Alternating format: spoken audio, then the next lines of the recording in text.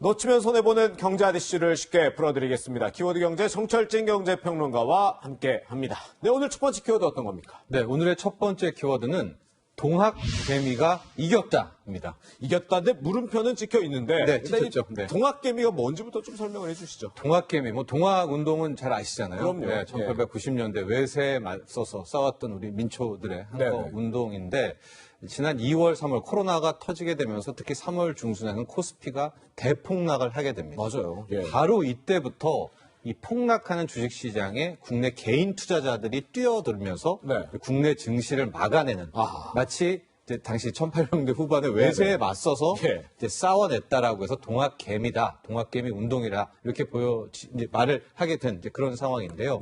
왜 이겼다? 이제 물음표를 찍었냐면 일단 현재 지수대를 보면 코스피 당시의 동학개미 운동이 들어갔을 때가 1450.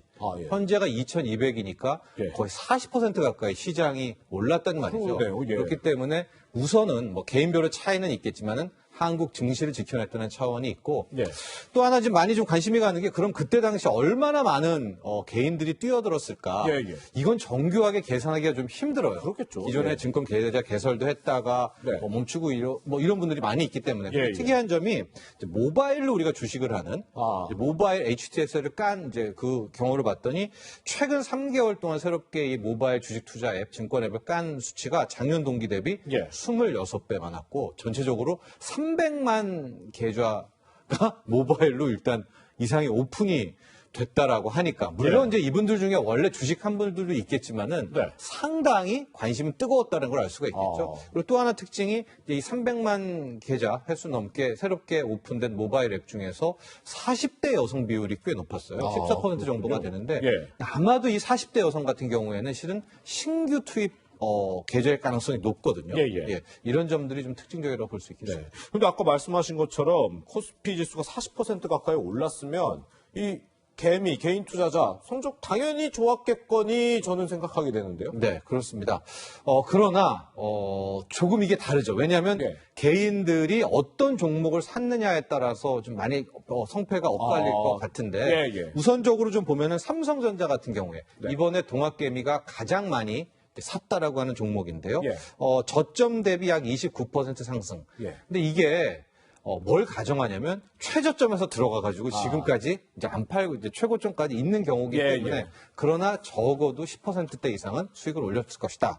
또 삼성, SDI, 카카오 같은 경우에는 거의 90%가 넘게 오르는 네이버 이런 모습을 좀 보였었고 또 하나 이번 동학개미의 달라진 점들을 좀 보면 규모가 어마어마합니다. 왜냐하면 그때 폭락부터 지금까지 개인들이 받아낸 자금이 거의 한 32조, 33조거든요.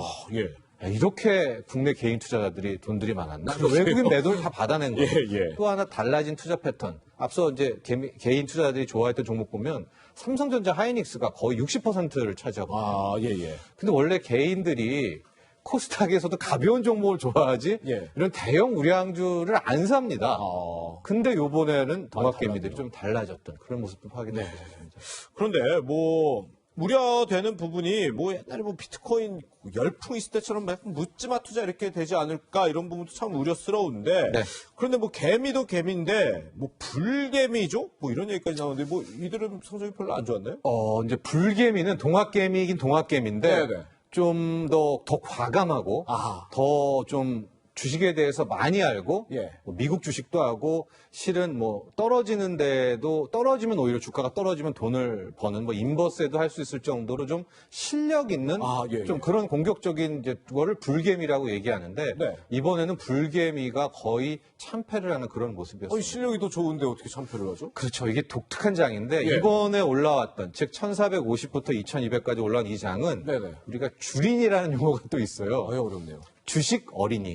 주린이라고 부르는데 처음 주식을 했거나 주식을 잘 모르는 분들은 큰 성공을 한 거예요. 그러니까 주가는 오를 거야. 그래서 그냥 확 넣어놓고 단순하게요. 네, 단순하게.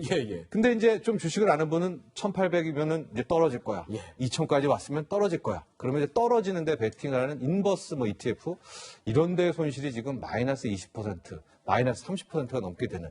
그러니까 같은 개인 투자자 중에서도 좀 엇갈리는 그런 모습도 보입니다. 뭐 어쩔 때는 좀 단순하고 잘 모를 때 더 이렇게 좋은 성적표를 받는 경우도 참 많은 것 같아요. 그렇습니다. 네.